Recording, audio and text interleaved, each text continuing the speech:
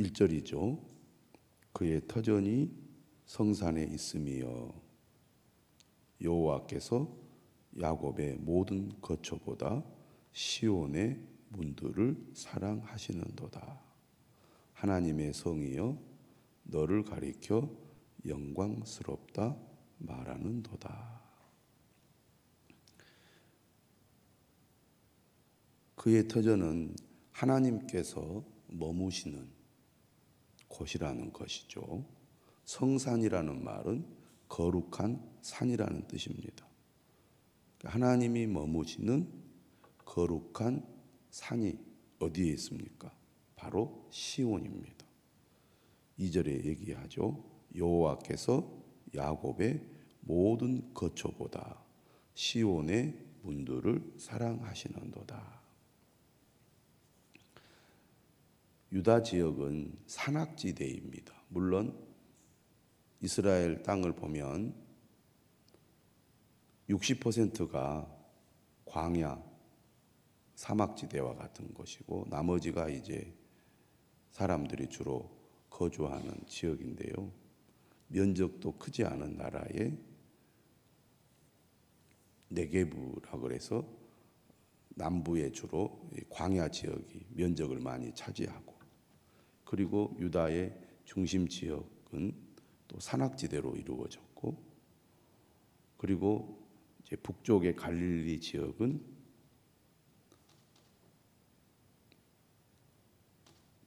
토양이 좋아서 또 거기는 농사를 짓고 또 숲도 있고 풀도 많이 자라는 그런 곳입니다.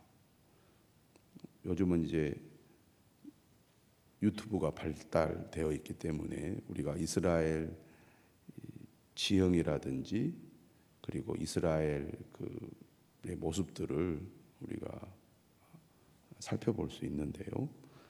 성경을 좀 더 흥미있게 접근을 하기 위해서는 또 그 나라의 지형이나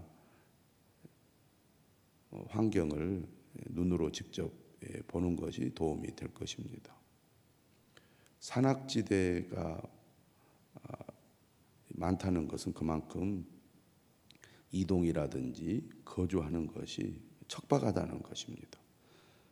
이스라엘 예루살렘이 거의 해발 800m 가까이 되기 때문에 엄청 높은 위치에 있지 않습니까? 그런데 그 유다 지역의 대부분 산악지대가 그렇게 높은 지역에 있기 때문에 골짜기 밑으로 많이 내려갔다가 올라갔다 하지 않고 산 등성이로 이렇게 이동을 하기 때문에 또 막상 예루살렘이나 그 주변 지역은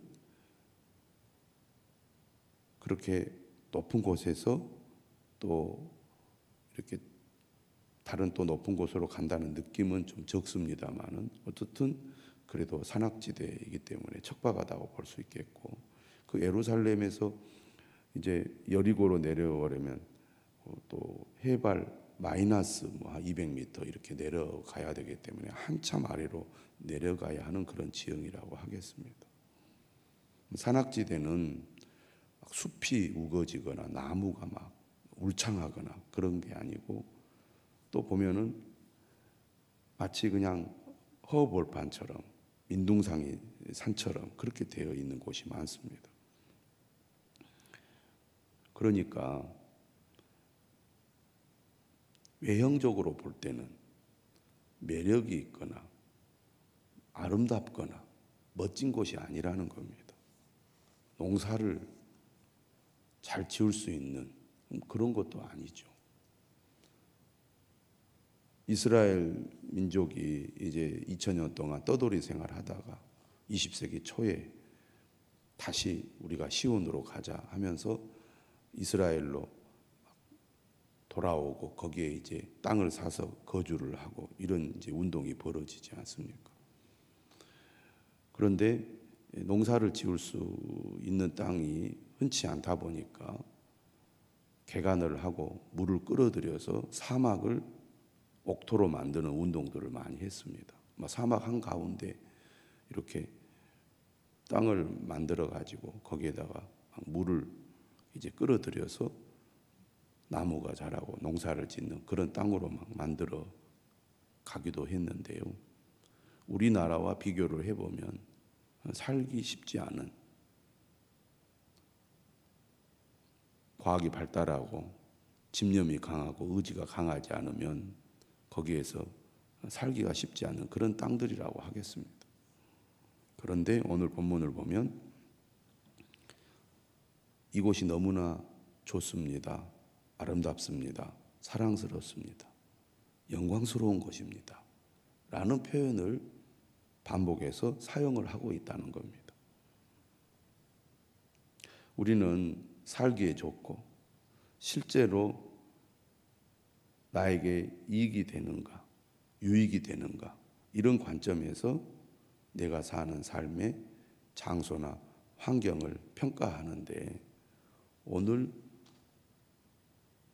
시인은 그것이 기준이 아니라 이 땅의 객관적인 조건이나 환경이 중요한 게 아니라 이곳이 누가 계시는 땅인가, 누가 임재해 있는 땅인가, 누가 다스리는 땅인가, 누가 주인인 땅인가, 그것을 가장 중요하게 보았다는 겁니다. 그래서 비록 객관적으로는 매력적이지 않는 땅이지만 하나님께서 임재하시고 하나님께서 다스리시는 곳이기 때문에 이 땅이 거룩하고 이 땅이 영광스럽다고 시인은 말하고 있다는 겁니다. 오늘 우리도 어떤 관점에서 세상을 바라보고 내 삶의 터전을 바라보고 있는가, 또 내 삶의 환경을 이해하고 받아들이고 있는가 생각을 해볼 때, 오늘 시인처럼 내가 하나님을 믿기 때문에 내 삶이 복되고 하나님이 나와 함께 하시기 때문에 나의 삶의 터전과 환경이 고맙고 영광스럽고 기쁘다, 이렇게 우리도 말할 수 있는가, 오늘 말씀을 통해서 우리 자신을 돌아보게 됩니다. 여호와께서 야곱의 모든 거처보다 시온의 문들을 사랑하시는도다.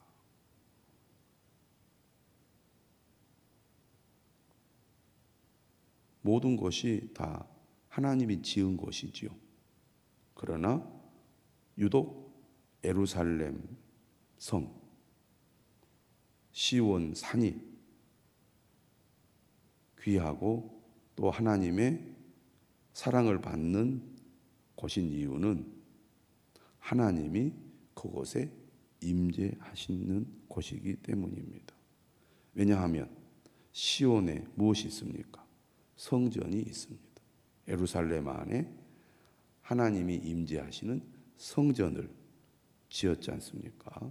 그래서 하나님이 그곳에 임재하셔서 백성들을 용서하시고 또 백성들에게 말씀하시고 은혜를 베푸시기 때문에 하나님께서 야곱의 모든 거처보다, 이스라엘 어느 땅보다, 어느 지역보다, 어느 산보다 시온의 산을 좋아하시고 그 시온을 드나드는 문들을 사랑하시는 것입니다.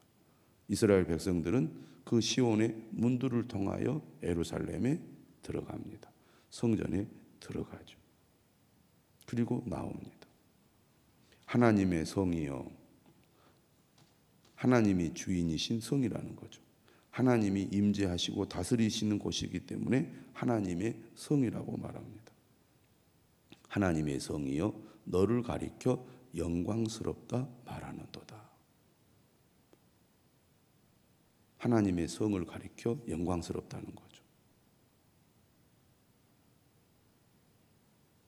오늘 우리도 이러한 고백, 이러한 믿음을 가져야 되겠습니다. 4절입니다. 나는 라합과 바벨론이 나를 아는 자 중에 있다 말하리라. 여기서 라합은 애굽, 이집트를 가리키는 표현입니다. 애굽과 바벨론은 이스라엘을 괴롭힌 대적들이죠. 강대국들입니다. 그 다음에 보라, 블레셋과 두로와 구스요. 구스는 이디오피아를 가리키죠.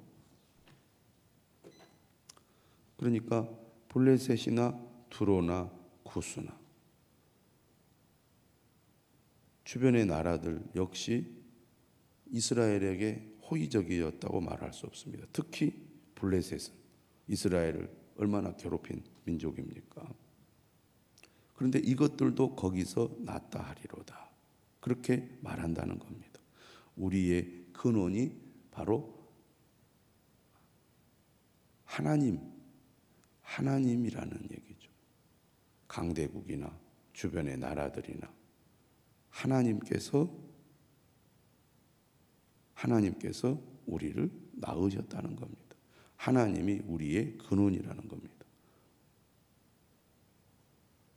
5절도 말하죠. 시온에 대하여 말하기를 이 사람 저 사람이 거기서 났다고 말하리니 지존자가 친히 시온을 세우리라 하는도다. 다시 말하면 주변에 이 강대국이나 민족들이 우리의 고향은 바로 시온 성입니다. 하나님의 성입니다. 예루살렘입니다. 라고 얘기하는 거예요.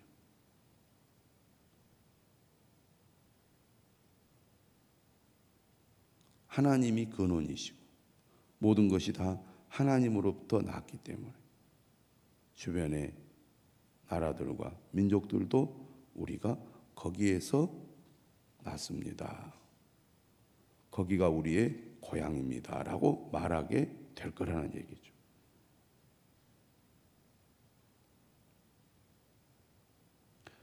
(6절에도) 말하죠. 여호와께서 민족들을 등록하실 때에는 그 수를 세시며 이 사람이 거기서 났다 하시리로다. 소 제목을 보시면 포로 후 회복될 시온의 모습, 이렇게 소 제목을 달았습니다. 이스라엘은 사실은 다윗 솔로몬 시대를 제외하고는 사실은 약소국이고 작은 나라입니다. 그리고 북쪽의 강대국이나 남쪽의 애굽 사이에서 늘 침략을 당하고 그리고 괴롭힘을 당했던 작은 민족에 불과하죠. 볼품없는 나라고 볼품없는 민족입니다.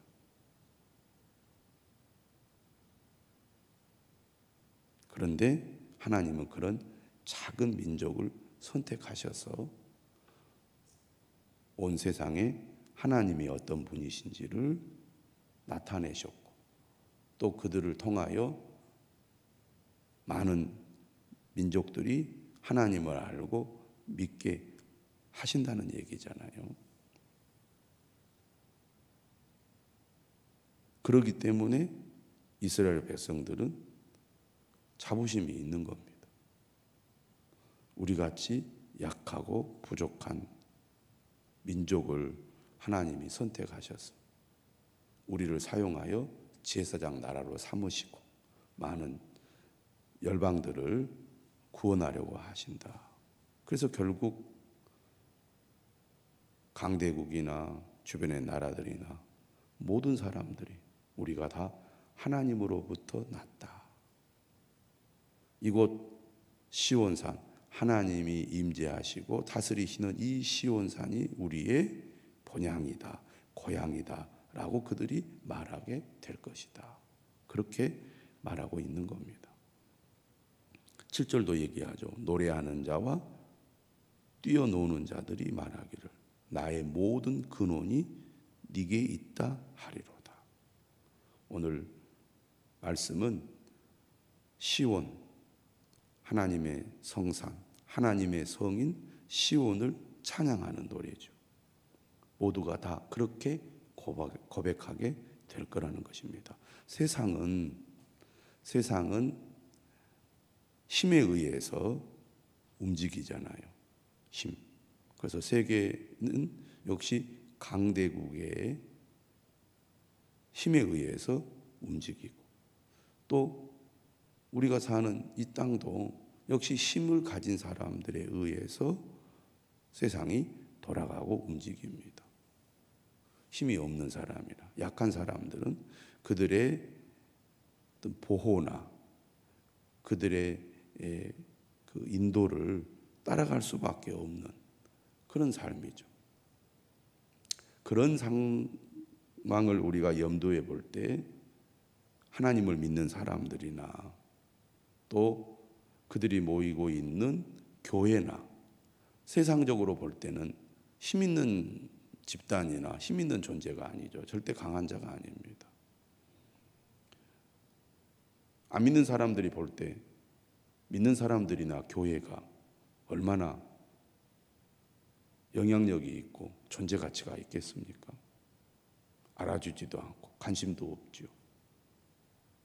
그러나 우리는 오늘 시편 87편의 시인의 고백처럼 하나님이 얼마나 위대하시고 또 하나님이 임재하시고 다스리시는 주님의 교회가 얼마나 놀랍고 위대한지를 압니다.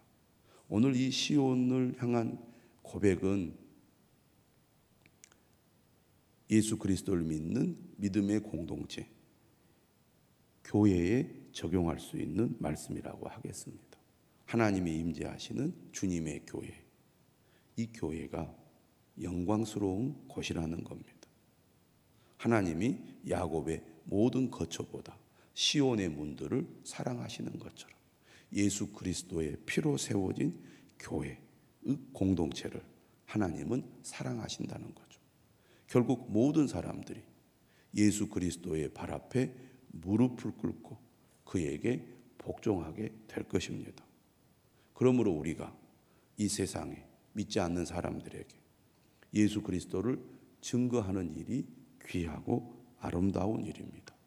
이 일을 위하여 하나님께서 교회를 세우셨습니다. 그리고 이 교회를 통하여 믿지 않는 사람들에게 복음을 증거하게 하시고, 그리고 그들에게 하나님의 영광을 나타내고 증거하도록 하신 것입니다.